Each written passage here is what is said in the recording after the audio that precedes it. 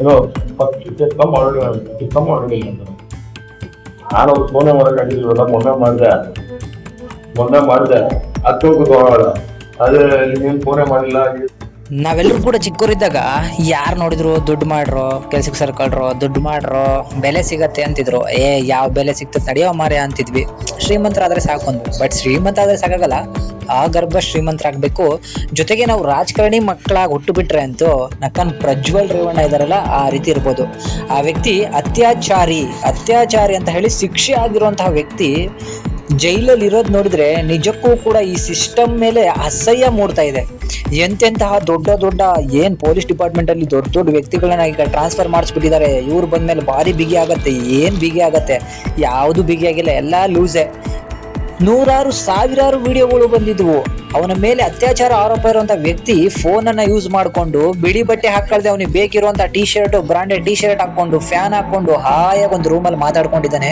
ಆ ಮಾತಲ್ಲೂ ಕೂಡ ಅವನು ಹೇಳ್ತಾ ಇದ್ದಾನೆ, ಅಳ್ತಾ ಇದ್ರು, ನಾನು ಫೋನ್ ಮಾಡಿ ಮಾತಾಡಿಲ್ಲ ಅಂತ ಹೇಳಿ ಅಳ್ತಾ ಇದ್ರು ಅಂತ ಹೇಳಿ ಅವ್ನು ಹೇಳ್ತಾ ಇದ್ದಾನೆ. ಅಲ್ಲಿಗೆ ನೀವು ಅರ್ಥ ಮಾಡ್ಕೊಳ್ಳಿ, ಅವ್ನು ಡೈಲಿ ಫೋನ್ ಅನ್ನ ಯೂಸ್ ಮಾಡ್ತಾ ಇದ್ದಾನೆ ಅಂತ ಹೇಳಿ.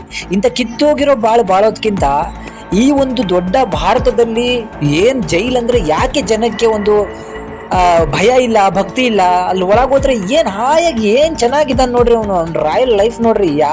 ಯಾವನ್ಗೂ ಕೂಡ ಅಂತಹ ಒಂದು ರಾಯಲ್ ಲೈಫ್ ಇಲ್ಲ. ಅವನಿಗೆ ಫೋನು, ಟಿವಿ, ಫ್ಯಾನು, ಏನು ಅವನಿಗೆ ಬಟ್ಟೆಗಳು ನೋಡ್ರಿ. ಒಬ್ಬೊಬ್ಬ ಅಲ್ಲಿರುವಂತ ಒಂದು ಬ್ಯಾಗು ಇದೆ, ಆ ಬ್ಯಾಗಲ್ಲಿ ಬಟ್ಟೆ ತುಂಬಿರ್ಬೋದು. ನಾವು ಎಂತಹ ಪರಿಸ್ಥಿತಿ. ದುಡ್ಡಿದ್ರೆ, ಅಧಿಕಾರ ಇದ್ರೆ ಯಾವ ಕಾನೂನು ಏನು ಶಿಕ್ಷಣ ಆಗಲ್ಲ ಗುರು. ಹಾಯಾಗಿ ಬದುಕ್ಬೋದು. ಏನು ಹೊರಗಡೆ ಮಾತ್ರ ಬರಂಗಿಲ್ಲ. ಹಾಯಾಗಿ ಒಂದು ರೂಮ್ ಕೊಡ್ತಾರೆ, ಹಾಯಾಗಿ ಬದುಕಬೇಕು. ತುಂಬಾ ಜನ ಸ್ಟೂಡೆಂಟ್ಸು ಈ ಬಾಳ್ತಾ ಇದ್ದಾರೆ ಹೊರಗಡೆ. ಅದನ್ನ ಶಿಕ್ಷೆ ಅನುಭವಿಸ್ತಿರುವಂತ ಒಬ್ಬ ವ್ಯಕ್ತಿನೂ ಕೂಡ ಬಾಳ್ತಿದ್ದಾನೆ ಅಂದ್ರೆ ನಿಜಕ್ಕೂ ಅಸಹ್ಯ ಮೂಡ್ತಾ ಇದೆ ನಮ್ಮ ಒಂದು ಸಿಸ್ಟಮ್ ಮೇಲೆ. ಎಂತಹ ದರಿದ್ರ ಸಿಸ್ಟಮ್ ಅಲ್ಲಿ ಇದೀವಿ. ಹೇಗೆ ಮುಂದಿನ ಪೀಳಿಗೆ ಹೇಗೆ ಉದ್ಧಾರ ಆಗತ್ತೆ? ಹೇಗೆ ಈ ದೇಶ ಶಾಂತಿಯುತವಾಗಿರುತ್ತೆ? ಈ ರೀತಿ ಶಿಕ್ಷೆ ಅನುಭವಿಸ್ತಿರುವಂತಹ ಖೈದಿಗಳಿಗೆ ಈ ರೀತಿ ಸ್ವಾತಂತ್ರ್ಯ ಕೊಟ್ರೆ ಮುಂದೆ ಈ ದೇಶದಲ್ಲಿ ಶಾಂತಿ ಅನ್ನೋದು ನೆಲೆ ನಿಲ್ಲುತ್ತಾ? ಸಾಧ್ಯ ಇಲ್ಲ ಅನ್ನೋದು ನನ್ನ ವಾದ. ಇಂಥ ಕಚಡ ಬಾಳೋದ್ಕಿಂತ ಎಲ್ರು ಕೂಡ ರಾಜೀನಾಮೆ ಕೊಟ್ಟು ಹೋಗಿ ಮನೆಯಲ್ಲಿ ಪಾತ್ರೆಗಳನ್ನ ತೊಳಿರಿ, ಹೆಣ್ಮಕ್ಳ ಸೀರೆಗಳನ್ನು ತೊಳಿರಿ. ನಿಮಗೆ ಸರ್ಕಾರ, ಈ ಜನ ಕೊಡ್ತಿರುವಂತ ಟ್ಯಾಕ್ಸು ಒಳ್ಳೆ ಸಂವಿಧಾನದ ಮುಖಾಂತರ ಎಲ್ಲರಿಗೂ ಕೂಡ ಯಾವನ್ ತಪ್ಪು ಮಾಡ್ತಾನೋ ಅವನಿಗೆ ಶಿಕ್ಷೆ ಕೊಟ್ಕೊಂಡು, ಯಾವನ್ ಒಳ್ಳೇದ್ ಮಾಡ್ತಾನೋ ಅವನಿಗೆ ಕೆಲಸ ಕೊಟ್ಕೊಂಡು ಬದುಕರು ಅಂದ್ರೆ ಇಂಥ ಬಾಳ್ತಾ ಇದ್ದೀರಾ. ನಾಚಿಕೆಗೇಡು. ಎಲ್ಲಾ ಪಕ್ಷದವರಿಗೂ ಕೂಡ ಸೇರಿಸಿ ಹೇಳ್ತಾ ಇದ್ದೀನಿ. ಇದ್ರಲ್ಲಿ ಏನಾದ್ರೂ ನನಗೆ ತಪ್ಪು ಅನ್ಸಿದ್ರೆ ನೀವು ಡೈರೆಕ್ಟ್ ಆಗಿ ಹೇಳಿ. ಯಾಕಂದ್ರೆ ಕಾನೂನು ಅಂದ್ರೆ ಭಯ ಇಲ್ಲ. ಈ ರೋಡಲ್ಲಿ ಕೊಲೆಗಳನ್ನ ಮಾಡೋದು, ಅತ್ಯಾಚಾರಗಳನ್ನ ಮಾಡೋದು ಯಾಕೆ ಮಾಡ್ತಿದ್ದಾರೆ ಅಂದ್ರೆ ಈ ರೀತಿ ಒಳಗಡೆ ಇಂಥ ರಾಯಲ್ ಲೈಫ್, ಇಂಥ ಅತ್ಯಾಚಾರಿಗೆ ಇಂಥ ಫ್ರೀ ಬಿಟ್ಟಿದ್ದಾರೆ ಅಂದ್ರೆ ನಿಜಕ್ಕೂ ನಾಚಿಕೆ ಆಗಬೇಕು ಆ ಒಂದು ಡಿಪಾರ್ಟ್ಮೆಂಟ್ಗೆ, ಆ ಒಂದು ಜೈಲಲ್ಲಿ ಇರುವಂತಹ ಅಧಿಕಾರಿಗಳಿಗೆ.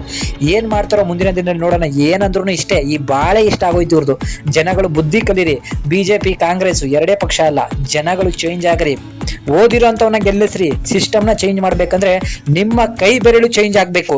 ಕೇವಲ ಹೂವಿಗೆ, ಕೇವಲ ಕೈಗೆ ಮಾತ್ರ ಓಟ್ ಹಾಕ್ಬೇಡಿ, ಬೇರೆಯವರಿಗೂ ಕೂಡ ಓಟ್ ಹಾಕ್ರಿ. ಪ್ರಜಾಕೀಯ ಅಂತಹ ಒಂದು ಪಕ್ಷಗಳಿಗೆ ಓಟ್ ಹಾಕ್ರಿ. ಆಗ ನೋಡಿ ಈ ಸಿಸ್ಟಮ್ ಹೇಗಿರುತ್ತೆ ಅಂತ.